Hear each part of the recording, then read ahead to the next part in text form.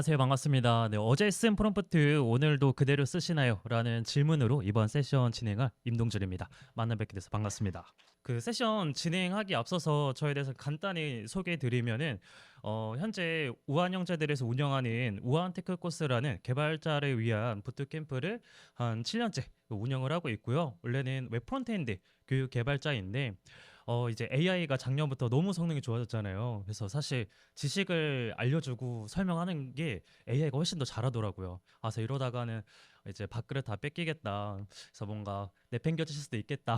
내 생각이 들어가지고 이 AI를 좀 더 적극적으로 내가 더 많이 공부하고 이 AI 자체가 이미 똑똑한데 사람인 우리가 AI만큼 혹은 AI랑 같이 협력해가지고 사람도 더 똑똑해질 수 있는 경험들을 더 많이 만들어 보면 교육자로서 더 의미 있는 경험들을 할 수 있지 않을까 싶어가지고 인간과 LLM과의 이제 협력 관계 그리고 그 과정에서 사람이 더 똑똑해질 수 있는 방법들을 고민하면서 개발자를 위한 AI 교육이나 또 비개발자분들을 위한 AI 교육들을 함께 진행을 해보고 있습니다. 그래서 오늘은 이 인간과 LLM이 협력해서 사람이 더 똑똑해지기 위해서 어떤 시행착오를 겪었는지에 대한 이야기들로 아마 이어질 것 같아요. 그래서 큰 목차 흐름은 대략 이렇게 진행이 될 것 같은데요. 어제 쓴 프롬프트 오늘도 그대로 쓰시나요? 라는 저의 질문의 의도를 간단히 설명드리고 제가 교육자로서 가장 좋아하는 단어가 딱 하나예요.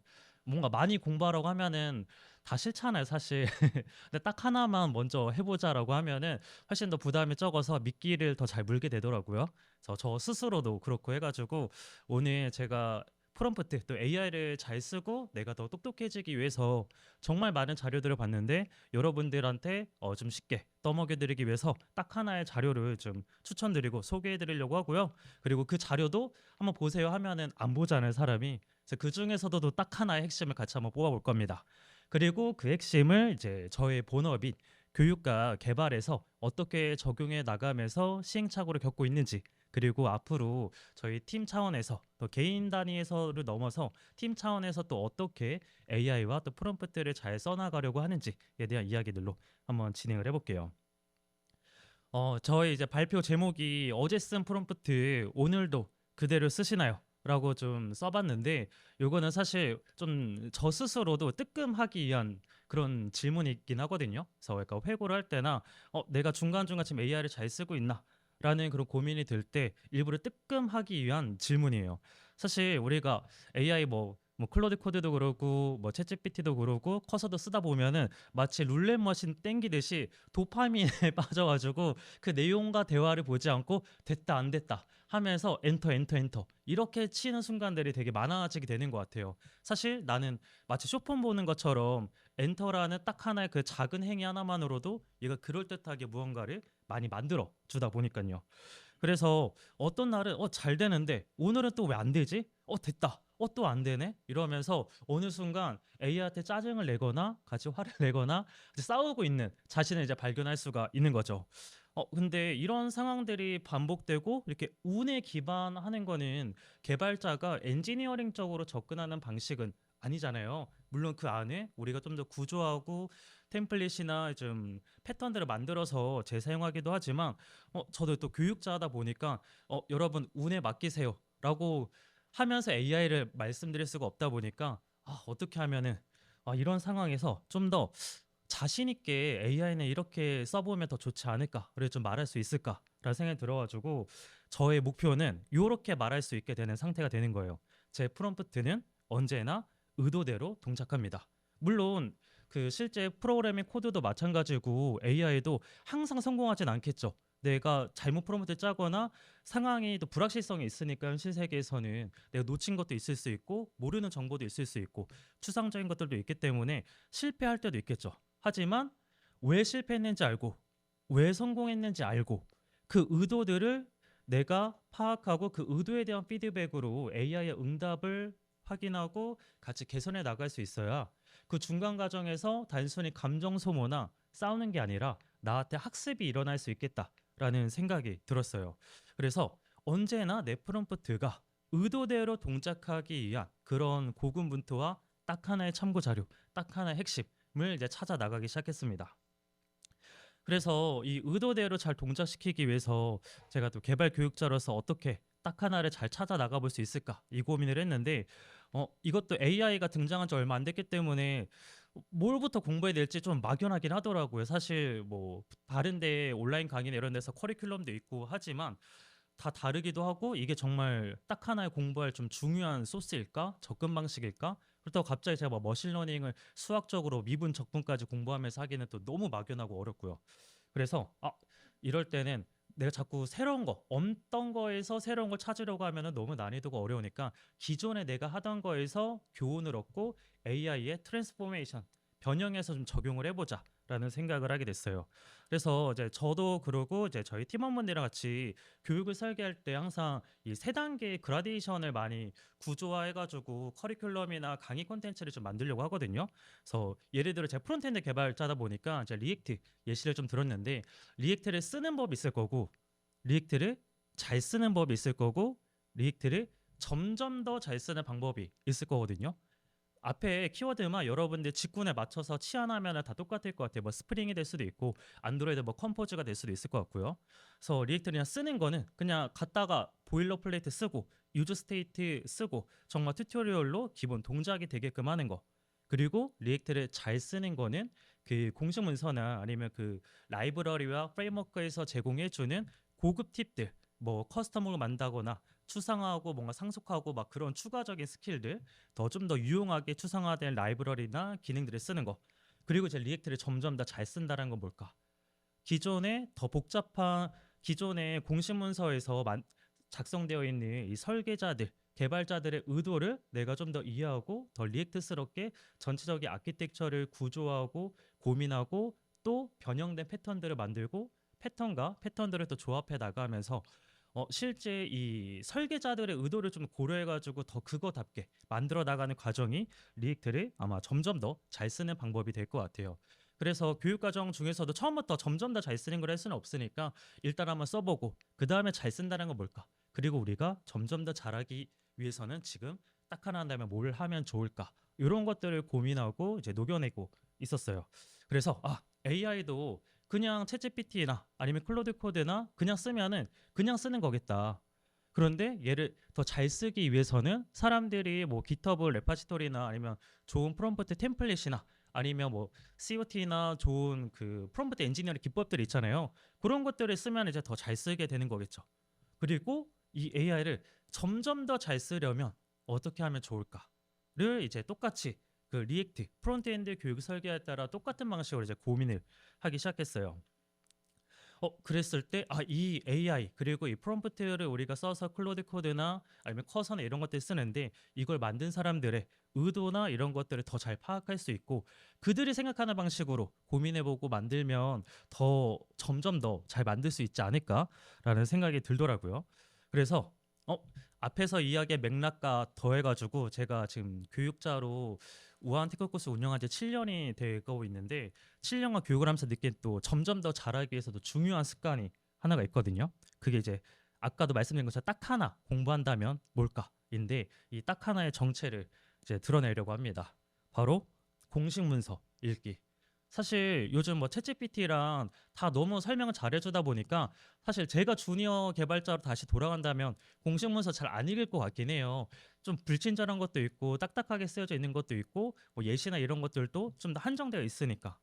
그런데 이 공식 문서 그래서 요즘 점점 더 안 읽지만 사실 생각해 보면 가장 최신의 정보를 가장 정확하게 그 만든 사람의 의도를 정확하게 가장 정교하게 반영해 놓은 게 공식 문서란 말이에요.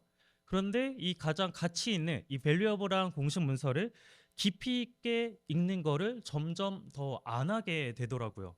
쉽게 설명해 줄 수 있는 것들이 너무 많고 또 AI 때문에 이런 공식 문서나 이런 내용들을 그 원천 소스의 내용들이 파생돼서 나온 것들이 너무 많아가지고 오히려 원천 소스를 깊이 있게 고민해보고 생각해보고 다시 한번 재방문해서 읽어볼 기회가 생각보다 쉽지가 않더라고요.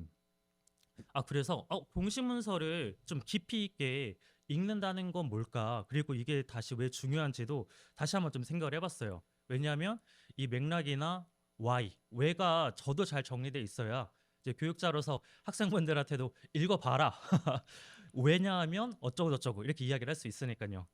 그래서 도구를 만든 어떤 장인의 설계 의도를 이해할 수 있고, 그리고 최신 업데이트. 사실 AI 쓸 때 가장 우리가 흔하게 실수하는 것 중에 하나가 할루시네이션이나 혹은 레거시 라이브러리나 그 디프리케이트 된 거를 쓸 때도 있잖아요. LLM 특징상 많이 학습된 거를 아무래도 그 다음 출력하는 게 더 그럴듯하게 더 쉬운, 그 확률적으로 더 쉽기 때문에. 그런데 가장 정확한 정보를 가장 그 의도에 맞춰서 알 수 있다는 거. 근데 그렇게 중요한데 뭐 블로그나 아니면 AI가 만들어준 기본적인 컨텐츠들은 이렇게 하면 된다가 좀 더 주로 많을 거고, 공식 문서는 왜 이렇게 설계했는가에 대한 그 의도들이 더 많이 있을 거기 때문에 내가 점점 더 잘 쓰기 위해서 더더욱 이전보다 이런 공식 문서 설계자의 의도를 파악하는 연습과 그런 시간을 쓰는데 투자하는 거를, 내 노력을 투자하는 거를 해볼 만한 가치가 있겠다라는 생각이 들었어요.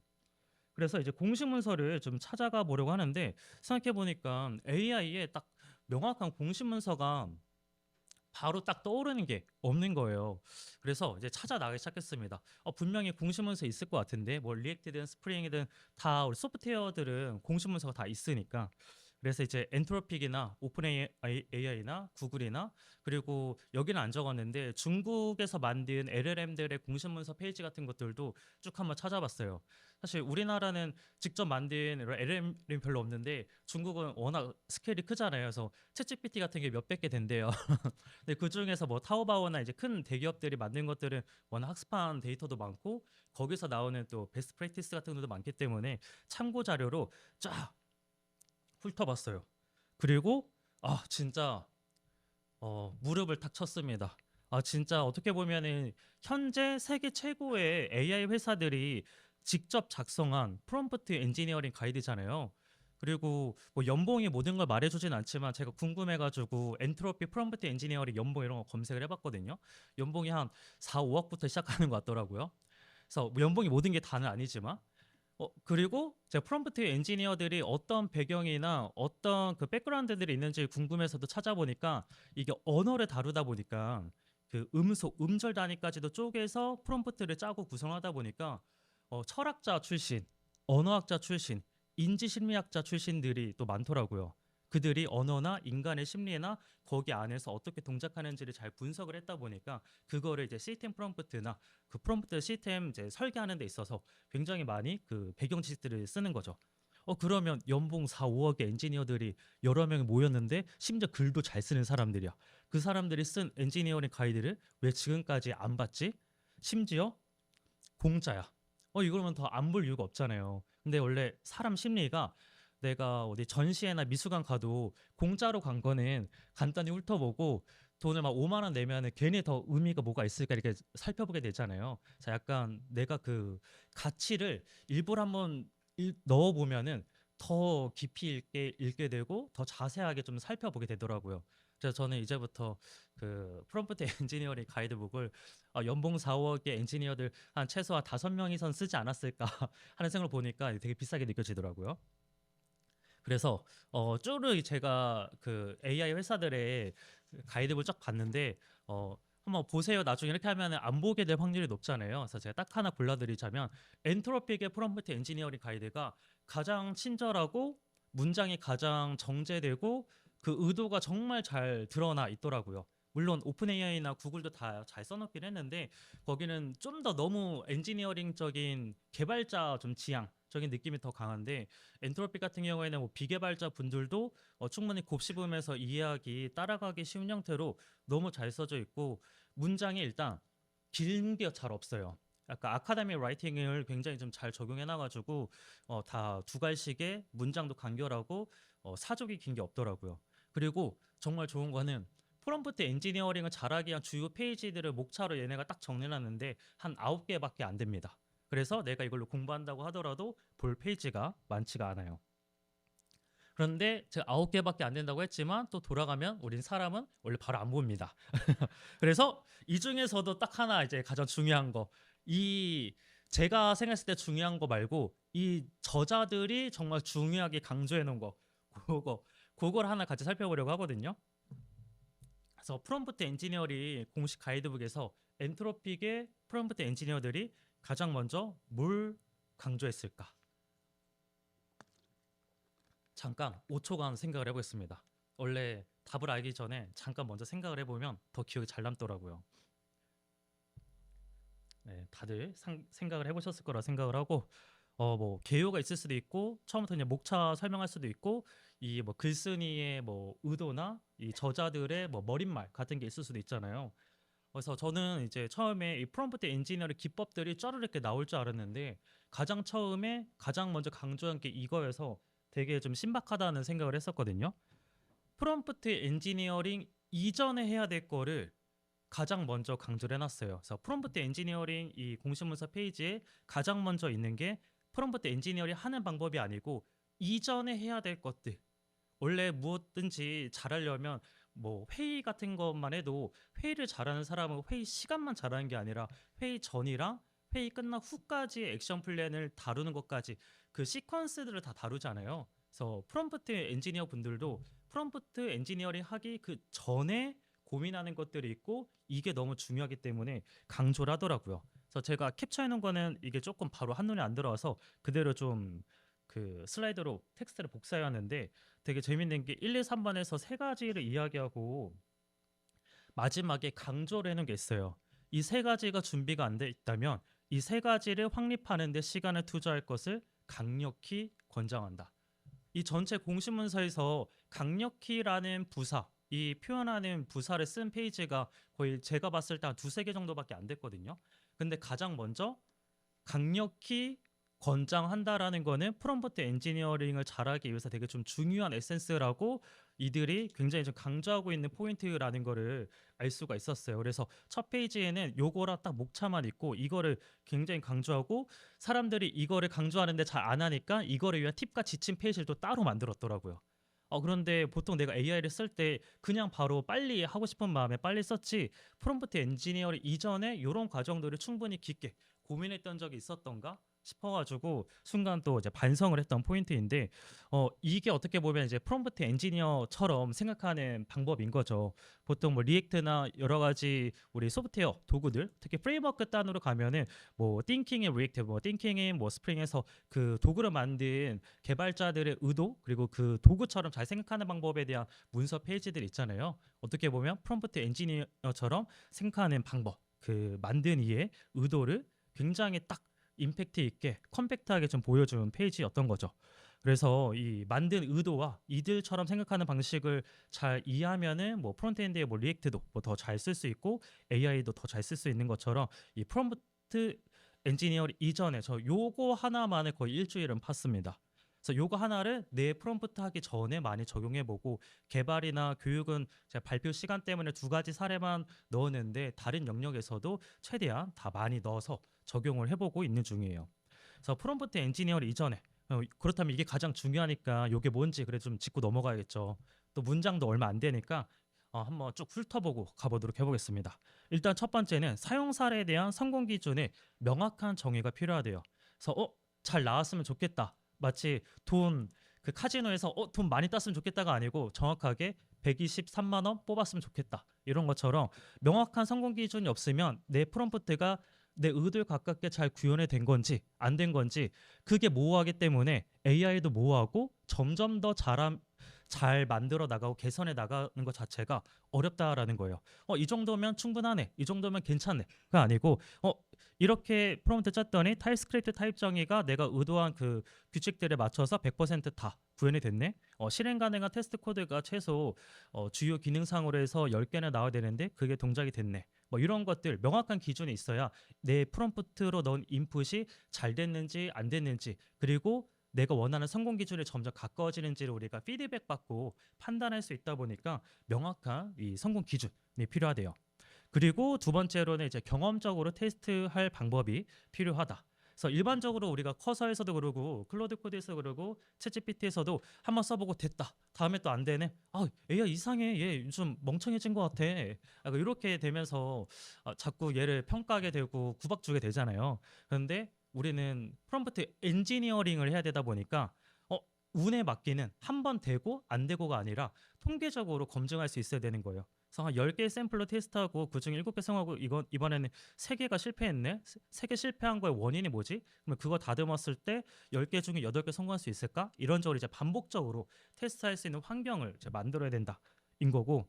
그리고 이제 세 번째는 개선하고자 하는 초안 프롬프트.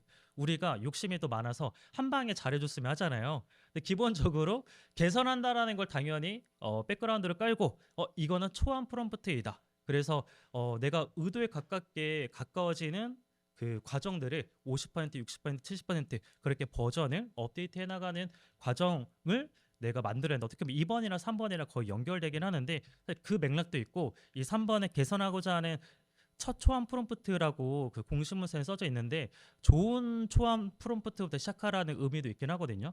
초안 프롬프트가 별로면 핑퐁을 너무 많이 해야 돼가지고 오히려 오염된 상태로 어텐션이 잘못 가가지고 어 계속 이제 싸우게 되는 상황들이 또 많이 발생하게 돼요. 근데 이 첫 초안 프롬프트를 사람들이 처음부터 잘 쓸 수가 없잖아요. 전문가가 아니니까. 그래가지고 1번, 2번은 팁과 지침만 줬는데 엔트로픽이 첫 초안 프롬프트는 아예 만들어주는 생성기까지 얘네들이 만들어가지고 아예 링크까지 달아놨어요. 대신에 유료입니다. 근데 유료를 여러분 결제하실 필요 없어요. 제가 꿀팁 하나 드리자면 클로드에서 엔트로픽의 프롬프트 엔지니어링 가이드에 기반해서 첫 초안 프롬프트 만들어줘 하면 비슷하게 나오더라고요. 클로드에서 물어보면 얘가 잘 학습하고 있어가지고 굳이 결제하실 필요 없더라고요. 저도 알고 싶지 않았는데 저희 한 $10가 남아 있긴 합니다. 네, 그래서 이 앞에 있는 이 과정들이 안 돼 있다면 시간을 투자할 것을 강력히 권장한다. 이게 프롬프트 엔지니어링을 잘하기 위해서 그 사전 작업을 굉장히 중요한 작업이다라고 프롬프트 엔지니어 제가 아니라 엔트로픽의 프롬프트 엔지니어들이 강조를 했고요. 근데 사실 생각해 보면 완전히 소프트웨어 개발 프로세스랑 똑같긴 해요. 1번 무엇을 원하는지 성공 기준도 우리 TDD 하면은 딱 테스트 케이스랑 딱 이제 정확하게 일치하고 그리고 이제 어떻게 검증할지 하면서 테스트 방법 반복해서 개선할 수 있게 하는 그런 과정들은 TDD의 리팩터링과 똑같고 그리고 3번이 이제 원래 첫 초안이었는데 동작하기 위한 그 쓰레기 코드, 동작하기 위한 첫 번째 코드 그 거기에서부터 출발해가지고 버전 업데이트 해나가는 거잖아요. 그러니까 첫 초안 프롬프트라는 거 또 다른 또 의미는 프롬프트 자꾸 다 갈아엎지 말라는 것도 있긴 하거든요. 자꾸 우리 막 하다 보면은 프롬프트 갈아엎고 처음부터 하고 물론 그게 유리할 때도 있는데 좀 컨텍스트가 잘 정제된 첫 초안 프롬프트를 해서 개선해 나가야 엔지니어링이 되지 매번 다 갈아엎고 야 이 바보야 다 까먹고 다시 시작해 막 이런 식으로 하면은 점점 더 잘하게 되기 어렵고 운에 맡기게 된다라는 거죠. 그리고 그 이제 미국식 이제 영어로 쓴 문서들은 그 아카데미 라이팅이라 해가지고 그 규칙들이 항상 다 있어요. 그래서 두 갈씩의 첫 번째 문장이 중요한 주장이 있는 거 포인트가 있고 그 넘버링이 있으면 그 넘버링의 순서도 굉장히 그 의도가 담겨져 있는 경우들이 많거든요. 근데 지금 이제 이 세 가지 스텝을 봤을 때 첫 번째로 이제 강조해 놓은 게 무엇을 원하는지 성공 기준 요거를 명확하게 정의하는 거 그리고 팁과 지침까지 소개해 주면서 이야기를 해주다 보니까 이 프롬프트 엔지니어링 기법들을 우리 갖다 쓰는 건 쉬운데 그거는 사용하는 방법 정말 잘 되면 잘 쓰는 거인데 점점 더 잘 쓰기 위해서는 내가 진짜 뭘 원하는지 내가 어떤 결과를 원하는지 그 의도를 설계하는 게 먼저다라는 거를 공식 문서 아까 거기 있는 한 5문장 안에서 좀 추출을 해봤고요. 그리고 이거를 내가 더 잘 쓰기 위해서 한번 네이밍을 한번 지어봤어요. 원래 디자인 패턴도 그러고 명사로 네이밍을 짓는 거의 장점 중에 하나는 내가 그걸 더 자주 언급하게 되고 더 자주 공유하게 되고 그리고 그걸 더 많이 떠올릴 수 있다라는 장점이 있다고 생각을 하거든요. 그래서 프롬프팅 하기 전에 프리 프롬프팅을 한번 해보자. 그래서 손가락으로 바쁘게 움직이기 전에 의도와 사고를 먼저 설계하는 과정을 거치고 프롬프팅을 하자 싶어가지고 프리 프롬프팅이라고 제가 한번 네이밍을 붙여봤고요. 그래서 프리 프롬프팅 그 단계도 공시문서 기반으로 정의하고 검증할 방법 찾고 이터레이트 거치면서 개선하는 이 3스텝을 내가 하는 모든 AI 작업에 최대한 적용해 보자. 물론 뭐 간단하게 뭐 이메일 요약한다거나 단순 작업에 할 필요 없지만 복잡도가 높고 불확실성 있는 작업들일수록 내가 점점 더 잘해야 되니까 내가 점점 더 잘 퍼포먼스를 내고 싶은 것들에는 요것들을 이제 적용을 해봐야겠다 싶어가지고 이제 저희 본업인 교육과 개발에 지금 적용을 해나가고 있습니다. 그래서 저도 아직은 뭐 내가 AI 마스터입니다, 막 이런 건 아니다 보니까 사실 여기에 저보다도 AI 잘 쓰시는 분들 많거든요. 그래서 그분들이 보기에는 굉장히 또 작은 사례일 수 있는데 이런 공식 문서의 근거 기반으로 이 만든 이들의 의도를 고려해서 나의 의도를 어떻게 구조하고 적용해 나가고 있는지 그런 관점으로 같이 봐주시면 좋을 것 같아요. 그래서 일단은 교육자의 영원한 고민이 있는데요. 강의 시간에 뭘 다루면 좋을까? 사실 저 말 되게 많은 스타일인데 말 많이 한다고 다 들리는 게 아니잖아요. 그래서 요즘 어떻게 보면은 그 거울 치료 받고 또 있는데 다른 사람 강의 듣는데 강사분이 말이 너무 많으면 힘들더라고요. 그래가지고 얼마 전에 참교육을 당하고 나서 저도 좀 말을 줄이고 강의 시간을 줄이는 걸 연습을 하고 있어요.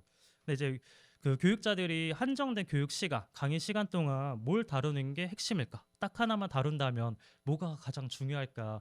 이 고민을 하면서 커리큘럼 회의나 컨텐츠 고민을 하는데 원래는 전통적 방식이 학생분들 뭐 질문도 수집하고 뭐 코드 리뷰했던 것들 분석해서 뭐 한번 그 표본 같은 것들이 어디에 좀 있는지 좀 보기도 하고 데이터 분석을 또 하고 설문조사도 하고 하는데 항상 이게 아무래도 정성적으로 노력과 시간이 너무 많이 들어가기도 하고 내가 또 중요하다고 생각하는 거와 학생들의 페인포트가 다른 경우도 있고 또 저희 편향이 생기는 경우도 있고 내가 쉽게 강의하려고 결국 내가 하고 싶은 거 하게 될 때도 있고 해가지고 요게 이제 매년 교육들을 진행하고 7년째 해오지만 여전히 또 고민되고 점점 더 잘하고 싶은 부분 중에 하나이거든요. 그 저희 강의의 모토 중에 하나가 비타민을 주지 말고 최대한 진통제를 주자여서 비타민은 원래 우리 어렸을 때 누가 홍삼 주면 안 먹잖아요. 근데 내가 두통이 있으면 타이레놀 누가 주면 바로 먹을 수 있는 것처럼 최대한 그 배우고 학습해 나가는 과정 중에 진통제를 잘 주기 위해서 어떻게 잘할 수 있을까? 그리고 그 진통제도 여러 가지 있을 수 있는데 딱 하나의 가장 중요한 진통제를 어떻게 뽑을 수 있을까? 그래서 지금 가장 많은 학생들이 가지고 있는 페인 포인트를 데이터 기반으로 그리고 AI를 이용해서 이 프리 프롬프팅과 프롬프팅 과정을 거쳐서 뽑는 거를 내가 매번 하다 보면은 이번에 뭐 중간에 실패하는 경우들도 있겠지만 점점 더 페인 포인트를 잘 뽑는 학습 과정이 일어나고 내가 그 페인 포인트를 뽑는 프롬프팅을 점점 더 잘 짤 수 있겠다. 그리고 그걸 더 잘 발견하게 되는 내가 더 똑똑해지는 경험을 잘 만들 수 있겠다 싶어가지고 프리 프롬프팅 단계를 거쳐봤습니다. 그래서 일단 성공 기준 단순히 그냥 페인 포인트를 뽑는다가 아니고 학생분들의 GitHub PR 데이터를 기반으로 나의 편향이 들어가지 않은 객관적인 페인 포인트를 3개 도출한다. 원래 내가 학습 목표나 제가 의도한 게 있더라도 실제 사람들이 겪는 페인 포인트는 다를 수 있잖아요. 그래서 객관적으로 데이터 기반으로 근거 기반으로 페인 포인트를 3개 도출한다. 그러면 제가 이 프롬프트를 짜고 뭔가를 하고 나면 그 아웃풋에는 3개의 페인 포인트가 나와야 되는 거죠. 그래서 이제 그 GitHub에 있는 PR 데이터들을 쭉 이제 한번 확인을 해주고 그 다음에 테스트 검증할 방법, 반복적으로 테스트하고 검증할 수 있는 방법이 필요하기 때문에 일반적인 챗GPT나 뭐 클로드나 제미나에서도 할 수도 있지만 보다 좀 더 정교하게 반복적으로 테스트하기 위해서 요즘은 바이브 코딩 도구들이 너무 잘 돼 있으니까 본인이 플랫폼을 뭐 러버블이나 브이제로 만들 수도 있을 것 같아요. 근데 이제 저 같은 경우는 스프레드시트로 데이터를 이제 저장하고 관리하는 게 좀 더 편해가지고 스프레드시트에서 API 기반으로 분석할 수 있는 환경 세팅을 했습니다. 그래서 앱스크립트 이용하면은 그 LLM API 이용해서 진행을 할 수 있다 보니까 그 환경 세팅을 했고 그 다음에 어떻게 측정하고 반복 개선해 나가면서 V1, V2, V3로 나아가면서 내가 뭘 잘하고 뭐가 의도대로 동작됐고 뭐가 의도랑 다르게 실패했는지 교훈을 얻을 수 있게 버전별로 관리를 했어요. 그래서 제가 본문 요약 2, 3, 4, 5 했는데 저기 그 메모 부분에 프롬프트를 이렇게 넣어놔요. 그래서 저 프롬프트로 각각의 데이터별로 아웃풋 나온 것들을 쫙 이제 관리를 하는 거예요. 그러면 이제 답변들이 그 포맷도 달라지고 그 응답에서 추출한 것들이 달라질 거잖아요. 그러면 중간중간 나의 의도가 중간 산출물로 남고 마치 커밋 기록처럼 그리고 프롬프트 자체도 남으면서 내가 어떤 의도를 가지고 프롬프트를 개설했을 때 더 내 의도와 가까워지는구나. 요거를 좀 더 한눈에 볼 수가 있는 거죠. 그래서 이제 응답 결과도 이제 스프레드시트에 같이 남게 되고 그 다음에 여기서 응답 결과에 있는 페인 포인트나 이 데이터 기반으로 그 다음에 카운팅을 한다거나 그걸 한 단계 더 추상화하거나 그 카테고리로 넣는 거는 요즘 사실 요 저 분석이 끝나고 나면은 그 다음에는 제미나이나 이런 컨텍스트 윈도우가 큰 거나 아니면 클로드 프로 같은 거 이용하면은 그 다음에는 한 방에 분석해 주는 거 너무너무 잘해 주거든요. 그래서 페인 포인트나 질문에 나왔던 것들을 카테고리 좀 묻고 그중에 등장 횟수 카운팅을 했더니 컴포넌트 구조를 잘 설계하는 게 29번으로 제일 많고 커스텀 훅을 설계하는 방법, 스토리북 사용 방법 이렇게 쭉 있었구나. 그러면 지금 일단은 객관적으로 가장 많이 그 질문이 올 수밖에 없었던 고통을 겪을 수밖에 없었던 부분이 컴포넌트 구조를 잘 설계하는 거구나. 그러면 이 컴포넌트 구조에 대해서 정확하게 어떤 질문들이 있었지를 또 한번 쫙 뽑은 거예요. 그래서 오른쪽에 질문을 쫙 뽑고 나니까 이제 이 질문들 기반으로 또 여기서 에센스를 또 뽑고 그거를 이제 수업 시간에 어떤 경험으로 풀어 나갈까로 쭉 이어지는데 제가 이제 오늘은 프리 프롬프팅 과정에만 좀 그 초점을 맞추다 보니까 여기까지만 일단 한번 넣어봤거든요. 그래서 그 다음에 아마 설계하는 과정은 또 그거대로 또 프리 프롬프팅하고 또 만들어가는 과정이 있는데 지금은 일단 요 3스텝에 맞춰서 진행을 해보도록 할게요. 그래서 이런 식으로 그 프리 프롬프팅을 하는 스텝들을 고민하고 환경을 세팅하니까 그 다음에는 데이터 분석하는 게 점점 더 쉬워질 수밖에 없더라고요. 근데 인풋 데이터만 넣으면은 그 다음에 버전 1에서 보통은 버전 1, 2, 3, 4 한 5번 정도 개선하고 나면은 내가 의도의 거의 8, 90% 정도로 가까워질 정도로 아웃풋이 많이 정제가 되긴 하더라고요. 최근 또 모델들 성능이 또 너무 좋아지기도 했고요. 그래서 이런 식으로 교육 강의 설계하는 경험에서는 이렇게 그 프롬프트 엔지니어들처럼 생각하면서 좀 적용해 보는 과정들을 거치고 있습니다. 그래서 내 의도와 가까워지고 있는지 이 프리 프롬프팅을 이렇게 한번 적용을 해봤고요. 그래서 교육을 설계하면서 담아내면서 얻은 한 줄 교훈. 저는 이제 교훈도 약간 딱 하나나 한 줄로 정리한 거 좋아해요. 얻고자 하는 의도가 명확할수록 실험을 하기 쉽고 의미 있는 실패를 만들기도 좋다. 즉 실패래도 내가 배워가는 게 명확하다라는 거를 교육 경험에 좀 적용하면서 느낄 수 있었고요. 그리고 아마 대부분 분들이 더 궁금해할 게 아마 개발을 위한 프롬프트 엔지니어링 하면 더 관심이 많으실 것 같아요. 그래서 아마 또 개발은 또 각자만의 팁이나 좋은 프롬프트 템플릿 아마 많으실 것 같은데 이제 저 같은 경우 저와 또 저희 팀에서 또 어떻게 좀 적용하려고 하고 있는지 그 시행착오 한번 공유해 드려보면은 일단은 개발자도 페인 포인트가 명백한 게 있죠. 레거시 코드를 어떻게 하면 안전하게 마이그레이션 할 수 있을까? 그래서 요즘 바이브 코딩 툴들이 너무 좋아져가지고 제로 투 원에 보일러 플레이트 위주로 만드는 것들은 사실 너무 잘 동작하고 너무 잘 만들어지잖아요. 그래서 저도 깜짝깜짝 놀랄 때가 있어가지고 이 정도면 한 2, 3년 차 프론트엔드 개발자 수준으로 만드는 것 같은데 우리 학생분들 수료하면 어떡하지? 막 이러면서 더 중요한 걸 알려줘야겠다 막 이런 고민을 하게 되는데 근데 실제 우리 현장에서의 고민은 동작되는 서비스나 아니면 수년 전에 짜놓은 레거시 코드를 개선한다거나 혹은 다른 사람이 짠 코드를 내가 리팩터링하고 유지보수하는 그 고민들이 또 많잖아요. 근데 마침 이 고민들이 많은 와중에 딱 그 저희 팀에도 주어진 중요한 과제가 하나 있었어요. 49개 정도의 약 50개 정도의 지금 개발 공부하시는 분들 모를 수도 있는데 한때는 프론트엔드 진영의 리액트와 그 뷰라는 굉장히 유명한 프레임워크가 있었거든요. 근데 이게 학습이 좀 쉬워가지고 제가 잘 모르고 더 쉬운 걸로 괜히 잘못 들어갔다가 지금 레거시 코드를 굉장히 많이 생산을 해놓은 상태입니다. 근데 페이지가 너무 많다 보니까 이거를 매년 리액트로 우리 마이그레이션 하자 이렇게 말만 하고 제대로 진행을 못했었어요. 이게 엄두가 좀 안 나서 시간과 노력을 너무 투자를 많이 해야 될 것 같아가지고 그래서 그 어떻게 하면 좋을까 고민하다가 우리 마침 AI도 똑똑해진 김에 AI를 이용해서 이 마이그레이션하는 스텝들을 좀 만들어 보면은 엄청난 자산이 되겠다. 그러면 다른 코드들에도 훨씬 더 우리가 적용을 많이 해볼 수 있을 거니까 해가지고 요거를 한번 잘 해봐야겠다 하는데 이 프리 프롬프팅을 하고 어떻게 만들어나면 좋을까를 고민하는데 조금 막연하고 어렵더라고요. 그래서 이거를 분명히 잘하는 사람이 또 있을 것 같다는 생각이 좀 들어가지고 개발자로서 이런 고민과 해결을 잘하는 사람이 누가 있을까를 한번 좀 찾아봤어요. 근데 너무 좋은 분이 한 분 계시더라고요. 이제 켄트백인데 켄트백 형님이 아직 생존해 계세요. 가끔 요즘 젊은 친구분들이 되게 한 100년 전 분으로 잘못 오해하고 있는 경우들이 있는데 아직 살아 계시고요. 켄트백 형님이 그 해외 팟캐스트에 나온 게 있는데 진짜 장난 아니에요. 포스가 52년 차 개발자거든요. 52년째 개발하고 있는데 지금이 AI를 개발하면서 개발이 제일 재밌대요. 와, 이 형 52년 차 개발자고 TDD를 거의 전 세계에 또 유행을 시키고 한 이 정도 형의 AI 활용 경험이면 거기서 에센스나 딱 하나 내가 얻어갈 수 있는 그 중요한 핵심이 있겠다 싶은 거예요. 그래가지고 우리 켄트비 형님 감사합니다 하고 이 형님이 그 팟캐스트 구글에 검색하시면 스크립트까지 쫙 다 나와 있거든요. 그래서 이 형님의 이제 AI 활용법이나 이 형님의 이제 생각을 한번 좀 들어봤어요. 근데 이 형님이 이 이야기를 하더라고요. 본인이 가지고 있던 기술의 90%는 0달러, 제로가 됐고 나머지 10%는 1000배의 가치를 얻게 됐다. 그래서 0달러가 된 90%, 1000배가 된 10%, 과연 이 1000배가 된 10%가 뭔지 너무 궁금하잖아요. 이건 잠시 후에 알려드리겠습니다. 바로 알려드리면 재미가 없으니까. 그래서 제가 시간이 생각보다 초과가 많이 돼서 좀 빠르게 진행하도록 할게요.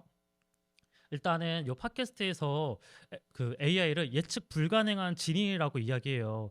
지니가 램프에 되게 오랫동안 갇혀 있어가지고 얘가 화가 많잖아요. 그래서 소원을 빌면은 잘못 이루어질 때가 많아요. 자기 지멋대로 해석해가지고. 근데 우리 LLM이 진짜 딱 그러잖아요. 그 지멋대로 막 코드를 지우기도 하고 잘못 리팩터링 하기도 하고.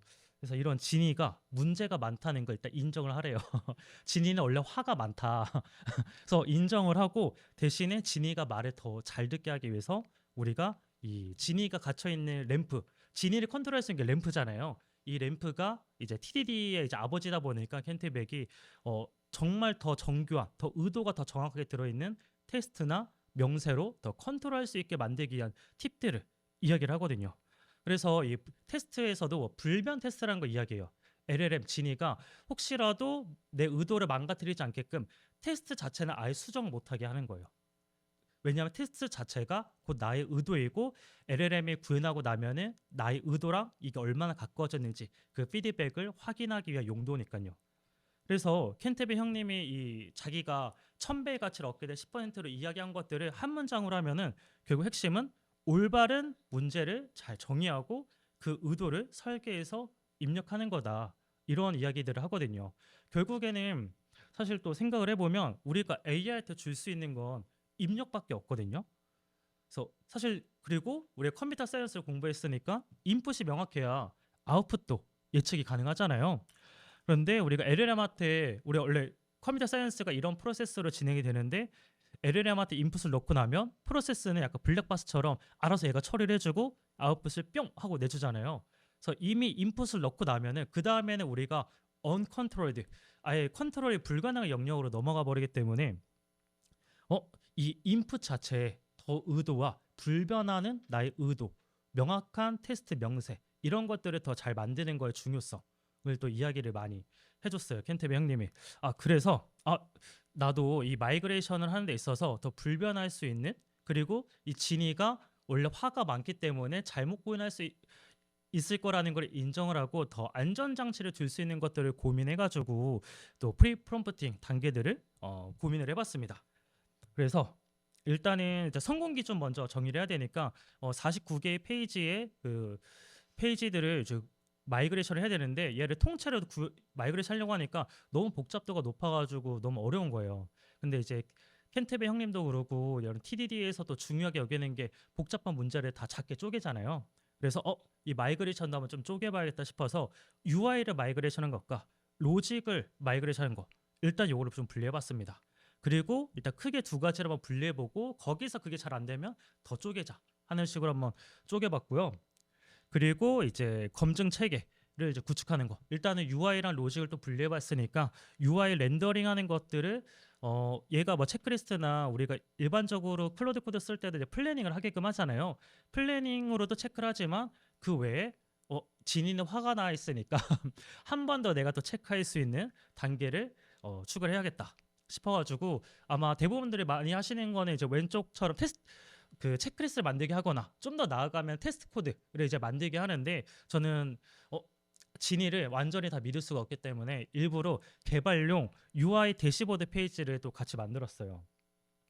그래서 총 이제 그 49개의 라우트가 있고 한 페이지씩 구현될 때마다 그 프로그레시브 바로 나도 알 수 있고 내 동료도 알 수 있고 다른 사람이 봐도 같이 체크할 수 있게 그리고 밑에는 각 페이지별로 링크 타고 들어갈 수 있게. 어차피 아직 로직은 들어가지 않았으니까 인증이나 이런 것까지 고민하지 않고 페이지 단위로 빠르게 검증할 수 있게끔 한 거예요. 그래서 얘가 체크리스트를 체크를 했어. 근데 제가 일일이 뭐 브라우저다 띄워가지고 뭐 다 페이지 경로 뎁스 하나씩 들어가면 너무 시간이 많이 걸리잖아요. 그래서 이 대시보드 페이지에서 한 방의 클릭으로 바로바로 확인할 수 있게. 그래서 마치 페어 프로그래밍 하면은 그 보통 평균적으로 버그가 50% 감소한다고 하거든요. 그래서 얘가 플래닝하고 체크리스트 한 거에서의 어떤 그 오류율을 훨씬 더 좀 줄일 수 있게 되더라고요. 그래서 이런 식으로 진행을 하고 이제 프롬프트도 점점 이 마이그레이션 잘하기 위한 것들을 버전 업데이트를 해나가는데, 여기서 또 프롬프트 엔지니어들, 엔트로픽의 프롬프트 엔지니어처럼 생각하고 반영하기 위해서 굉장히 의미 있는 프롬프트 황금률을 하나 좀 적용한 게 있습니다. 골든 룰, 정말 핵심이 되는 거. 근데 이것도 제가 만든 게 아니고 엔트로픽의 프롬프트 엔지니어들이 강조해 놓은 거예요. 그래서 그 클로드에서 프롬프트 엔지니어링을 잘하기 위한 첫 번째 또 문서가 있거든요. 아까는 정말 이 문서 자체의 인트로 첫 번째였고, 이거는 엔지니어링 기법으로 소개하기 위한 거의 첫 번째에 있는 거예요. 여기서 이런 이야기를 해요. 일단은 위에 부분은 클로드가 매우 뛰어나지만 기억 상실이 있는 새로운 직원이라고 생각하래요. 그래서 진짜 뛰어났는데 조금 기억력이 안 좋은 친구. 그리고 그 밑에 강조 표시 벌브 그 전구 있는 부분 있거든요. 엔트로피 공시문서에서 전구 있는 부분들을 다 중요하니까 꼭 한번 보시는 거 추천하는데, 명확한 프롬프트의 황금률이라고 해가지고 동료한테 프롬프트를 보여주래요. 가급적이면 해당 작업에 대한 맥락을 최소한으로 알고 있는 사람한테 보여주고 지시사항을 따라해보라고 해라.